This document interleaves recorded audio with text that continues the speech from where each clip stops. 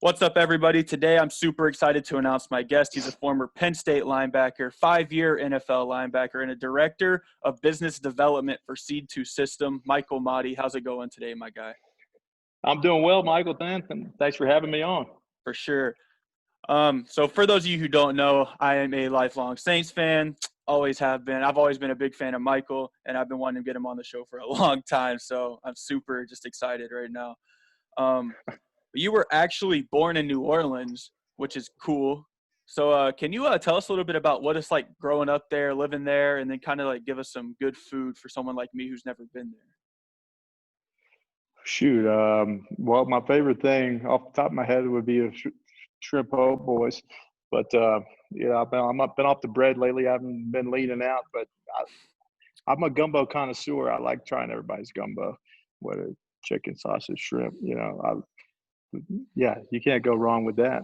But there's plenty of places where you can get good gumbo anywhere. But absolutely. Yeah, you won't go hungry if you're in New Orleans, that's for sure. Yeah, for sure. So, tell us a little bit about your recruiting process and how you ended up at Penn State. Well, shoot, I was kind of doing the recruiting trail, I guess, with the highlight tape. You're getting all this, I started getting some attention from some big schools, and my first offer was actually from Oklahoma, and that was kind of when I realized, well, I'm going to go Division One, and then from when you start out with the offer like that, then the rest of them just kind of domino.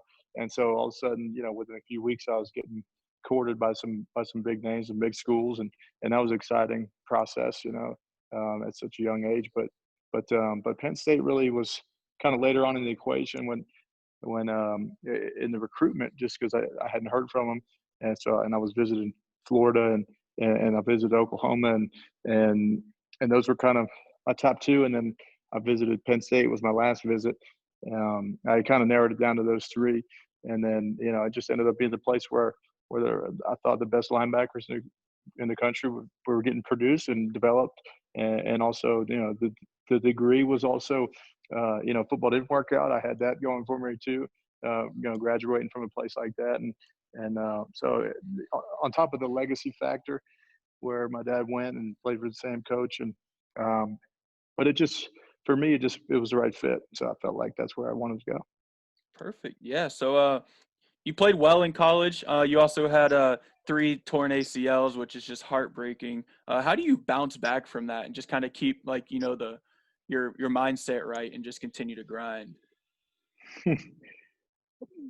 Well, I mean, each one was kind of a different challenge in a different way, and tested me in different capacity. But especially mentally, I think that was the biggest part. But it's the same framework for anything. It's just there's a game plan, there's a process for how the rehab and everything else, and I kind of got better at it. The second time I had to go rehab, I was way better than the first time because I knew the process, and I figured out ways to tweak it and make it more efficient a little bit. And then you start to just get to know your body better and making it more efficient. So, but to come back from 2, I've always felt like, well, if I get 3, I'll just hang it up. And then, so by the time I got to the 3rd, I had pretty much said, okay, well, I've always said I'm going to hang it up. And then, I needed some work to get done to fix me up to even have a shot at going to the next level. And I figured, I went a few weeks retire. I mean, I was done. I was after college in 2012, finished Penn State, was an All-American, which was always something I wanted as a goal I had set for myself. And then, I was just figured all right, this is the way it's going to end. And then, fortunately I had a good surgeon and Jim Bradley. He was the orthopedist for the Steelers at the time. He's a Penn State grad. And so he fixed me up and gave me an opportunity to start training again. And I figured, I didn't want to look up when I was 26 and have regrets, after the fact when I was feeling good again, so I figured might as well take my shot and just while I was young and I could take advantage of the opportunity that I had. And that's really what it came down to is, it'll be a hell of a story. So I Yeah. just kept working, and that's kind of the way I looked at it. It kind of helped me remove I guess that perception of it. It wasn't so daunting. It was just, hey, this is gonna be a great story sometime if it works out. So I Yeah. just kind of rolled the dice and just worked my tail off to try and do what I could to get a shot at the next level. And fortunately, Minnesota gave me that opportunity, and it was just one day at a time, just one day at a time, just working and trying to prove myself all over again. Yeah, perfect. You just kind of mentioned it for me, but piggytailing right off of that, despite your injuries, you were invited to NFL Combine and then ended up being selected in the 7th round by the Vikings. Tell us about your draft process and just kind of just how it just like you were saying, how the injuries are just going to make a hell of a story. It did make a hell of a story. You made it to the NFL. Kind of tell us about your draft process and how you felt when you got selected. Well, it was that. Look, I just wanted to. I didn't need 32 teams to like me. I just needed one, and so I kind of went into it with that mindset, and so I knew I was kind of damaged goods, at least from their perception of a lot of teams and doctors. Wouldn't even take a sniff at me, and I understood that. But from as far as the business part of football, if, they're making an investment in a player, so I got that angle, but when it came to rehabbing and then getting my shot, that was really something that I just was fortunate to at least have the right people believe in me, and then from then just going out and improving it. I mean, that was something that from day one, I just knew it. The two things I could control, I could control my attitude, I could control my effort, and the rest of it, just take advantage of the opportunities that you get, and in Minnesota, I was fortunate to have a lot of great guys around me that taught me how to be a pro. Guys like Chad Greenway and Brian Robertson and Matt Castle, Adrian Peterson. Those guys, I was around some really good guys, and so I learned a lot from them, and then was spent 2 years up there, and then with Coach Zimmer learning about defense, and from I think one of the greatest minds in defensive football. That's my opinion, but that I carried that with me down in New Orleans, and I felt like that would all just help me develop and become a better pro. But on the front end, I was just hoping to get 2-3 years out of the NFL, given the fact that I had been through so much before I even got to the NFL. And so it just took it one year at a time. Every year was different, and every year I had to go out and reprove it. And my role was a little bit different, but I just tried to continue to get better and just keep working. It's kind of the name of the game. Yeah, for sure. So after your Viking stint, you got to go to your hometown, play in New Orleans. What was that experience like? And then kind of like, what were like your offers after after that stint with the Vikings? And then like, as soon as the Saints like sent you an offer, was it like, oh yeah, I'm definitely going back home? Or was it just, you had to think about it a little bit? No, there wasn't much thought, and I didn't have a choice in the matter either. But because I had gotten put on the waiver wire, so in New Orleans, or I was up in Minnesota, the last I get released just because we had drafted Anthony Barr in the first round the previous year, and then we drafted Eric Kendricks in this, I believe it was the second, and he had won the Buckus, and he was a baller. So, and those are great guys. They're still friends of mine, but and I have a lot of respect for them. But I just knew that was the numbers game, and that's just the business of it. So, for like I had played a good game in the fourth preseason game in Minnesota, but so I figured, okay, I got a shot at getting picked up, and so I went on the wire, and so you're basically Saturday afternoon, you got to wait until Sunday at noon is the cutoff. So so Saturday afternoon is about 3 o'clock. Turn in my playbook. I'm like, okay, I got to sweat all night, figure out where I'm going to be going, who's going to pick me up or claim me, and so. Yeah, I just sat around and basically pacing for the 12, 18 hours, and then fortunately it was like 11:50 I think in the morning on Sunday. I was in the Wendy's parking lot, slamming junior bacon cheeseburgers, just sweating, and then I get a call from a 504 number, and they say, "Hey, Mike, we just claimed you." can you be on a flight at 2? And I said, absolutely, man. So I'm burning it back to my apartment. I throw a couple things in a bag, and I just hit the road, man, to the airport.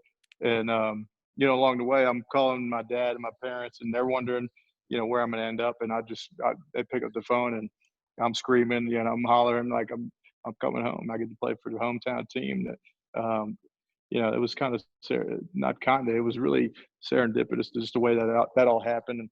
And considering the legacy factor, my dad had played up there and or played in New Orleans, also played at Penn State. It just, things were just, it just happened to work out that way. But fortunately, the New Orleans took a shot on me, and it came down, and it certainly made it easy to get up for work every morning when that's a team you grew up watching. Yeah, for sure. What was it like being teammates with Drew Brees?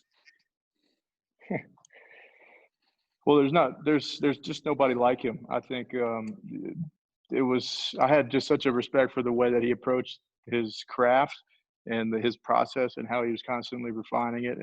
And there's a reason why he's so good and why he's had so much success is because he's the way that he works, and the because he's just constantly getting better, and he constantly is repping, and he's constantly just he treats every, whether it's a Thursday walkthrough or a Friday, Saturday walkthrough, it might as well be the 2-minute drive in an NFC Championship game. That's his focus level on the day to day, and so that's what it takes to be one of one, in my opinion.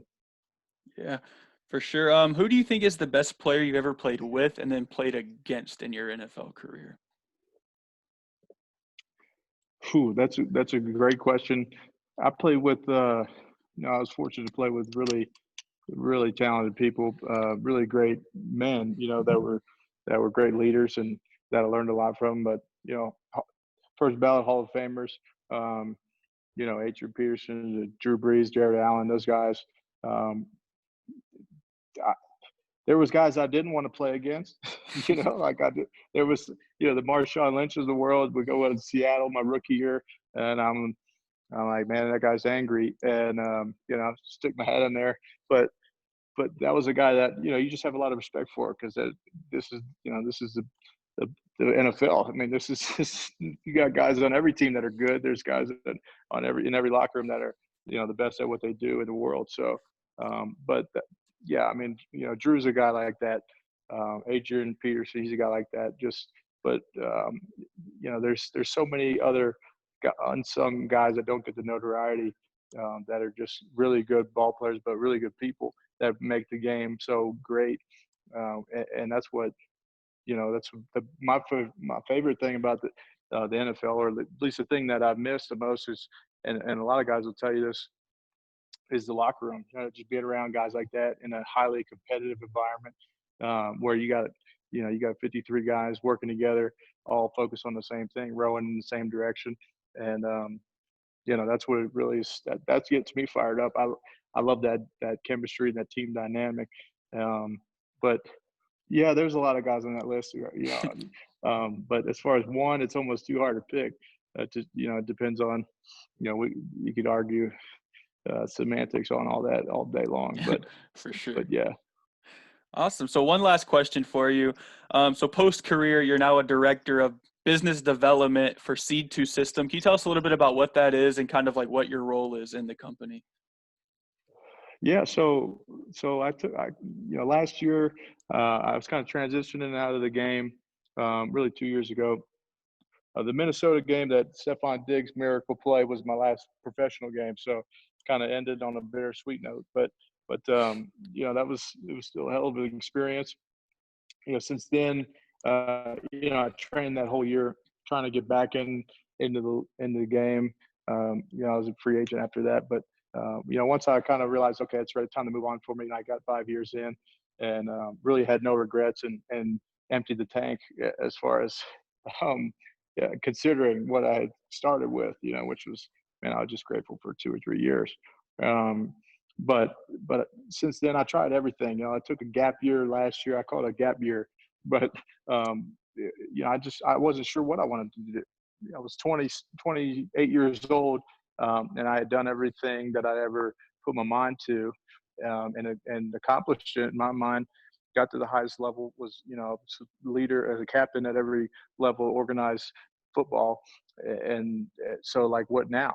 So I just had to explore different passions and different things. I said, okay, last year it was a year I just wanted to try everything because I don't know what I'm going to like. I don't know what I'm going to get interested in and that I want to learn. I just knew that I got to do something that I'm gonna be happy doing, that I could work at, and that I could get that fulfillment out of. And so, I tried broadcasting, I tried public speaking, I did, a funny story. I even did hand modeling just because it was a great story.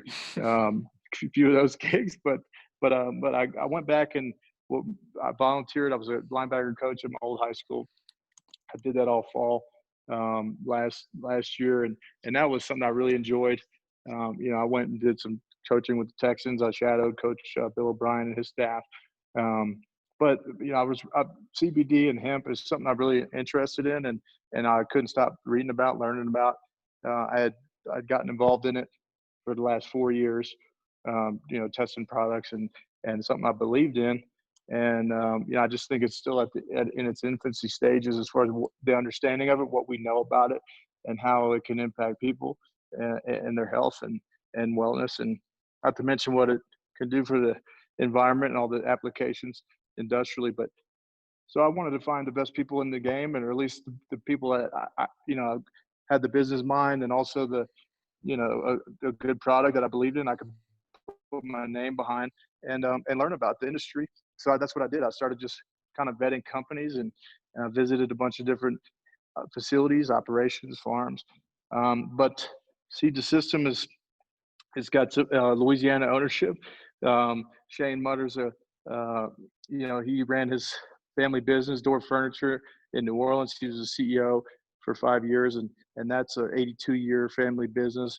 And he left that to start to Seed the System, the product label company, or run it at least. And so he was out with something to prove, and wanted to build this thing from the ground up, because his dad was one of the original owners of the farm.